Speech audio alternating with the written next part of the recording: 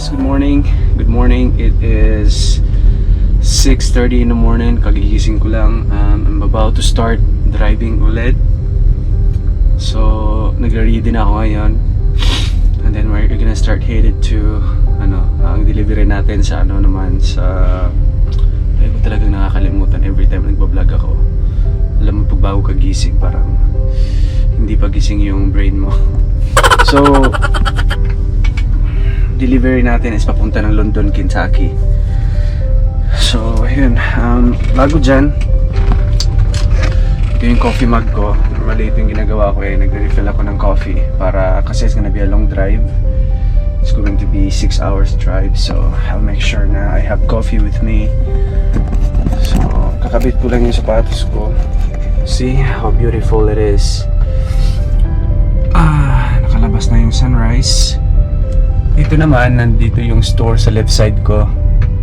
And dyan sa right side, yan yung magandang truck. I like that truck. Look at that. And yeah, yung spinach ko na nasira na. Itatapon ko na yan. And may magic flakes ako dito. Wipes. Pag kumain ako, nag-snacks, I'll make sure I have wipes with me. Tsaka yung speaker ko, kasi pag nag-drive ako, gusto ko may music. Nakuha ko yan sa Sprint store. On-sale siya, magandang speaker. Tsaka may extra coffee mug pa ako dito. Ayan. Yan naman sa pag ayoko ng madaming kape, yan lang. Ito, minsan cold drink, most of the time, talaga siya, hot coffee. So, magkakabit lang ako ng sapatos and then we'll go inside the store. And lagay ko muna yung camera dyan. Dyan muna, dyan. I don't know if you guys can see me. So, ito yung usual things na ginagawa ko every morning pagising. So, anyway guys, nag-brush na ako ng teeth ko. I just brush it here inside. Gamit ko lang ito yung trash can. Diyan ko itinatapon yung, alam mo yun, pag naghugas ka. And then I use wipes to wash my face. Wipe my face, not wash, kasi wala tayo sa bathroom. But yeah, I wash my face using a bottled water. Sa mga bagong subscribers ko dyan, thank you so much guys for subscribing to my YouTube channel. Sa mga dati ko pang subscriber, thank you so much sa support niyo. And I will do a shout out. Quick shout out sa inyo. Sana ba yung pares ng sapatos ko? Yung mid ng ito, kumahanap. So, bit lang natin.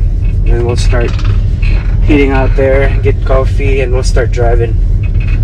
Aray. Okay. Almost there, Jake. Okay. Now, we'll do a quick shout out lang sa mga natin, mga viewers natin na sinusuportahan ako throughout this journey. Nax. Ano yun? Ang hina pa ng signal dito, akabisit.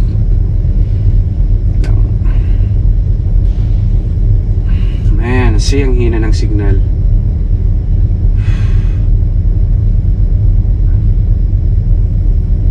Come on! See guys, nag-upload pa yung ayan, ito na. Okay.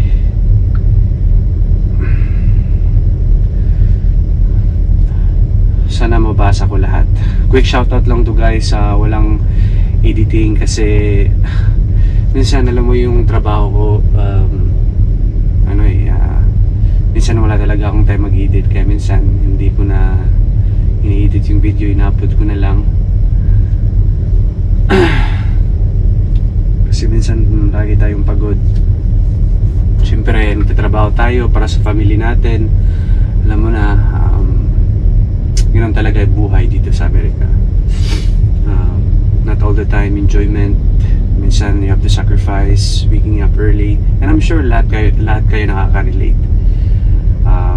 Huwag po natin malitin yung mga truck driver na kagaya namin, kasi may mga iba dyan na nagko-comment sa mga YouTube vlogs namin na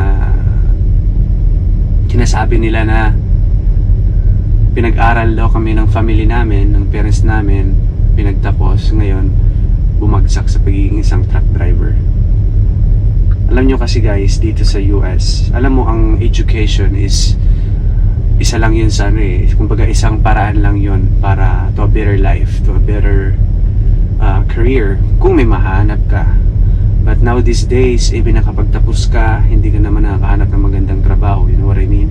So to become successful in life, hindi naman, it's not all about, you know, finishing your college degree or having a college degree. It's not about that. It's alam mo yun, you could be successful, you could be earning money without college degree. Hindi mo naman kailangan magkaroon ng isang degree to have good earning. Kagaya dito sa US, kagaya nilang dito sa Amerika. Dito sa Amerika, dito sa Amerika kung anong mahirap na trabaho, yun ang mas malaking sahod. I'll put it that way. Dito kahit wala kang pinag-aralan, hardworking ka lang, kagaya nilang ng mga example na lang, hindi naman namin binabrag, hindi naman namin pinagyayabang kami mga truck driver kung gaano ka,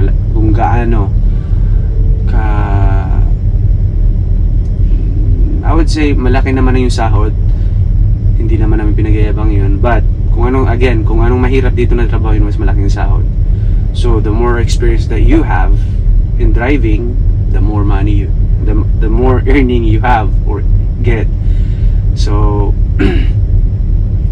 kaya ang iba hindi na dito nag-aaral, iba nga mga military nakapagtapos bumabagsak sa pagiging truck driver dito, kasi ang truck driver ay isa sa mga prominente na trabaho dito sa Amerika, isang pinakadelikadong trabaho, kaya malaki talaga yung sahod. Ako, kagaya ko, tapos ako sa Pilipinas, may pinag-aralan ako sa Pilipinas, hindi ko nagamit dito sa Amerika dahil hindi ko naman na kailangan. So I get a bachelor's degree in marine transportation. Dapat magiging seafarer ako or seaman, hindi naman napagpatuloy, pero bumagsak ako sa pagiging truck driver dahil para sa family ko, dahil gusto kong mabigyan ng magandang buhay yung family ko sa Pilipinas. And ang income naman okay dito ko sa trucking, dito ko natupad yung mga pangarap ko lang dati, na alam mo yun, magkaroon ng bahay, magkaroon ng sasakyan na dati ko lang pangarap, natupad ko dahil sa pagiging truck driver ko. So pag truck driver ka, maingat ka lang mag-drive, matutupad mo dito sa Amerika. And sana nga sa Pilipinas ganun din, kasi marami akong mga truck driver sa Pilipinas na nagme-message sa akin na sana boss, ganito din sa amin sa Pilipinas. Sabi ko kaya nga, kasi sa Pilipinas talaga hindi talaga sapat yung sahod bilang isang truck driver. Diyan sa Pilipinas, di ba, considered na yung pagiging isang truck driver isa sa pinaka low job or pinakamahirap na trabaho sa Pilipinas. Yun ang sinabi ng mga truck driver ko na friends sa Pilipinas. Kumbaga hindi sapat yung bayad sa kanila. I wish na sapat talaga, na dapat nga lalakihan nila, kasi kumbaga tayong mga truck drivers, we are the backbone of the country. Without us, walang laman yung mga grocery nyo, walang laman yung mga mall, lahat ng mga susuot yung mga bagay dyan dahil yan sa truck driver. So wag po nating maliitin, respetuhin po natin ang truck drivers, kahit wag nilang ako, kasi hindi mo naman ako dapat respetuhin. Joke lang. Anyway guys, enough to that. We'll do a quick shout out dito sa mga bagong subscribers ko. Doon kay Maria Faye Rivera, shout out, thank you po ate. Doon naman kay Ik shout out. Doon kay Manila Truckers, shout out. Siguro YouTuber to, paki-subscribe na rin guys. Kay J Drift, shout out. Kay Mamshi Live, shout out. Doon kay Nuts TV channel, shout out. Siguro vlogger din to, paki-subscribe na lang guys. So, kung sino man yung mga vlogger dyan, paki-shoutout na lang po, paki-subscribe na lang po. Doon kay Justin Clyde. Justin Clyde is from Leyte. He is also a YouTuber. Please subscribe to his channel. Justin Clyde. Doon kay Joshua Luis Rama YT, shout out. Paki-subscribe sa YouTube channel niya guys, please. And doon kay Goods Idano Argiles, is it Argiles? New subscriber here, shout out. Doon kay Brian Sanchez, shout out. Doon kay Elizar Vibe, shout out. Doon kay Jesrinium Nosremi, shout out from New Jersey. Thank you bro for watching to my YouTube channel. He's from New York. No, he's from New Jersey. Doon kay Alben Belnusa, shout out. Doon kay Ronald Duncan, shout out. Kay Aldous Ginkino, shout out. Guys, bibilisan ko lang kasi para hindi maba yung video natin. Doon naman kay Ate Eds Miranda, shout out. Sa aking sangkay from Saipan, from Saipan USA, shout out. Doon naman kay Coronasitas, shout out.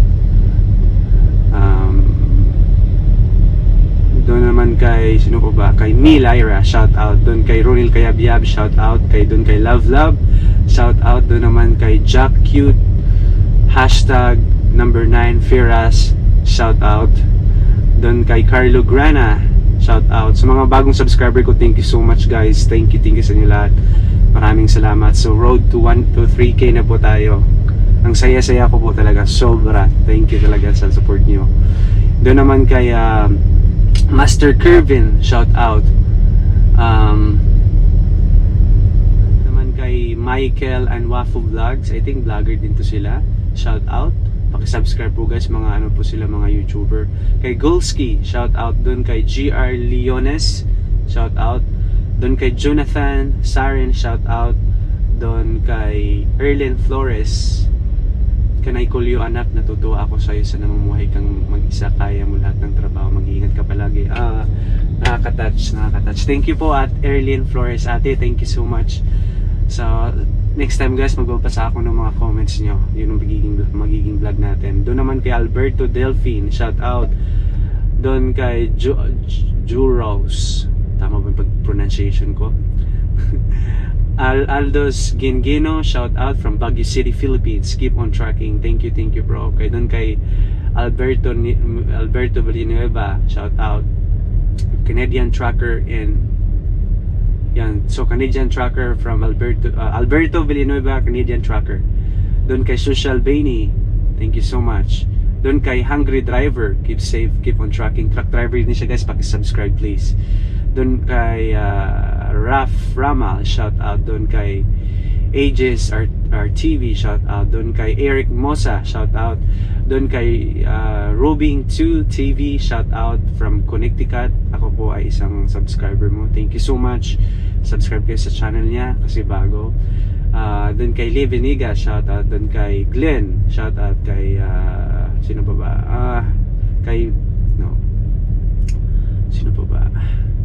Kay Goron Fran, shout out. Doon kay Richie Bahala, shout out from Palumpon South, Cotabato, shout out. Kay Richie Bahala. Kay Tito Gray, I think he is a YouTuber also, shout out. Kay John Repuente, shout out. Ilang minutes na ba? Ayan, Ayune Barona, shout out. Shout out dun kay Joseph de la Cruz, kay Avila de la Cruz, advance happy birthday na lang sa iyo mahal this coming September 11, 2020. So nagpapa-shoutout siya kasi may siguro minamahal niya birthday this coming September 11. Happy birthday kasi September 10 na ba sa Pilipinas? September 11. Yun, shoutout. Happy birthday kay Digital Writer, shoutout. Kay Lockdown, shout out. Doon kay ano ba? Sa aking best friend sa Pilipinas, Francis, shout out. Doon kay sino pa ba? Ayun, I think yun lang muna. So, ano pa ba? Shout out doon kay Pinoy Trucking Dream in America, shout out. Bagong truck driver to, ano na rin guys, subscribe. Doon kay Walter Gomba, shout out. Sino pa ba? na sa kape. Guys, I will end this vlog now. I just wanna say again, thank you so much sa lahat po ng support niyo sa akin sa YouTube channel ko, sa mga lalong-lalo na po sa mga bagong subscribers, of course sa mga dati pang subscriber. Thank you so much sa inyo lahat. Alam mo yung trabaho ko, lagi akong pagod. May enough time naman ako mag-rest, pero alam mo yun, yung pagising ko yung cellphone ko puno ng notification, tapos binabasa ko ang daming comments. Alam mo yun, you guys made my day. Yung parang sarap-sarap ng pakiramdam na may mga tao na nanonood sa'yo. Hindi ko naman in-expect na magiging, I don't know if I call myself vlogger, kasi bago lang naman ako. Pero ang saya sa pakiramdam na may nanonood sa mga vlog ko, kahit kunti pa lang yung views, doesn't matter. And what matters the most for me is yung mga tao na nanonood sa akin, at saka yung nakapagbigay ako ng inspiration sa inyo, lalo na sa mga trackers dyan na gustong makita nila yung buhay tracker sa Amerika. So keep safe lang po tayo. Huwag po tayong give up sa pangarap natin. Lahat po ng pangarap natin matutupad yan sa tamang panahon, and maging proud po tayo sa trabaho natin, sa kanya-kanya nating trabaho. It doesn't matter kung anong trabaho mo, but you have to be proud and be safe, and yun, be positive lang all the time. And yun lang guys, end ko na yung vlog na to. Again, thank you so much for watching. Kung gusto nyo akong i-add sa Facebook, may Facebook account po ako, Jake D. Clyde. Kung may Instagram po kayo, i-add nyo po ako, Pinoy Tracker Vlog. So pwede kayong mag-send sa akin ng message doon. And kung may mga tanong kayo, comment down below. Kung may mga suggestion kayo na pwede kong gawing vlog, let me know. Comment down below. Okay? Thank you so much, and see you guys on my next video. Goodbye. Oops! Dalhin ko kayo mamaya sa loob. Okay? Bye-bye. So ayan, na tayo sa labas. Of course, wear your mask in public. Ang ganda ng ko sa likod, yung sunrise. So ito yung coffee mug natin for coffee. And now let's start walking, going there. Malapit lang naman. Ayan yung view dito. So ang truck ko naka-park lang dyan. Napakalapit lang dito sa tindahan. Papakita ko lang sa inyo kung anong buhay truck driver dito sa amin sa Amerika. Medyo malamig na ngayon dahil malapit na yung winter time, malapit na. So ayun.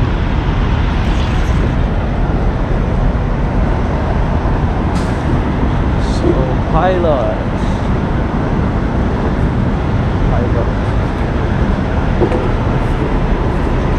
Pilot flight. So dito na tayo sa loob.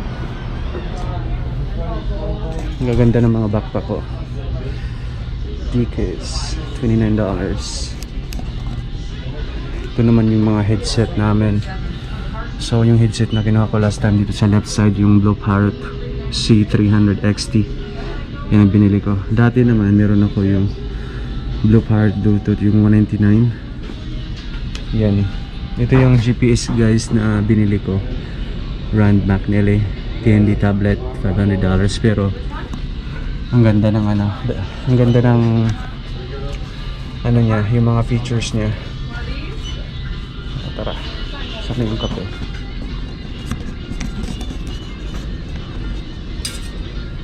So mga naka-sale siya ng mga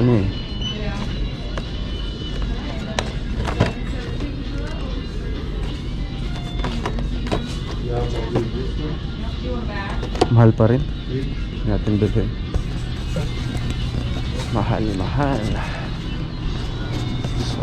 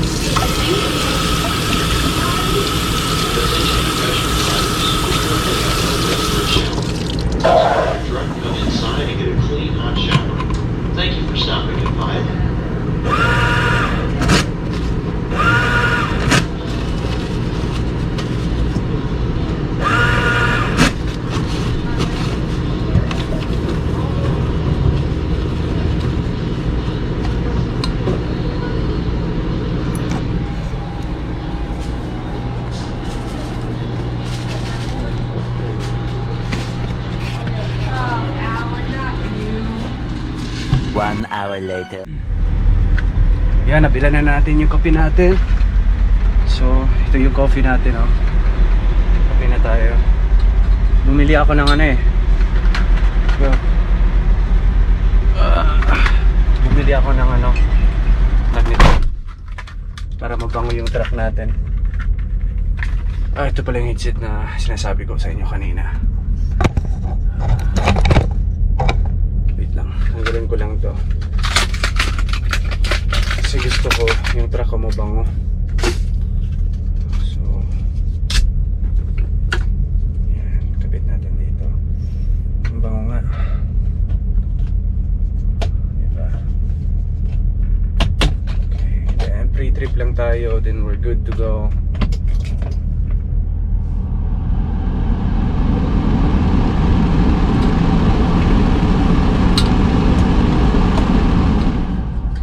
Natin yung kape. So itong shirt na to, may nagbigay po sa akin ito from Saipan. Saipan naman nakalagay, di ba? Ang ganda po ng shirt. Thank you sa nagbigay po. Alam mo yung sino ka. Grabe. Alam mo ba na pag kaya ito yung malaking binibili ko kasi pag ito ang dala-dala mo, pag bumili ka ng kape sa tindahan, sabihin mo lang refill, charge ka lang nila ng $1 and some cents, siguro mga $1.69, pero tatlong cup to.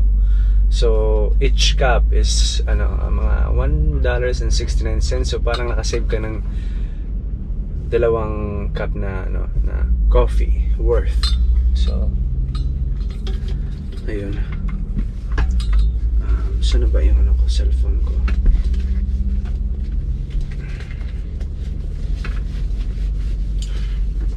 So run natin yung truck and then we're good to go.